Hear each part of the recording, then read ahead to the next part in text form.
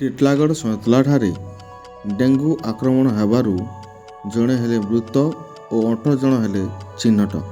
ବଲାଙ୍ଗୀର ଜିଲ୍ଲା ସଇଁତଳା ସହରଠାରେ ଡେଙ୍ଗୁର ଆତଙ୍କ ଦେଖିବାକୁ ମିଳୁଅଛି।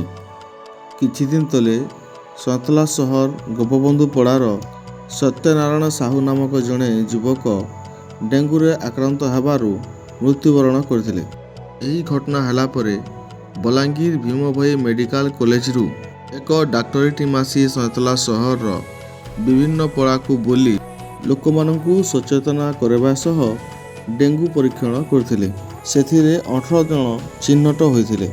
ସେମାନଙ୍କ ମଧ୍ୟରୁ 11 ଜଣଙ୍କ ସ୍ୱାସ୍ଥ୍ୟ ଅବସ୍ଥା ଅତି ଖରାପ ହେବାରୁ ସେମାନଙ୍କୁ ବଲାଙ୍ଗୀର ସ୍ଥିତ ଭୀମଭୋଇ ମେଡିକାଲ କଲେଜକୁ ସ୍ଥାନାନ୍ତରିତ କରାଯାଇଅଛି।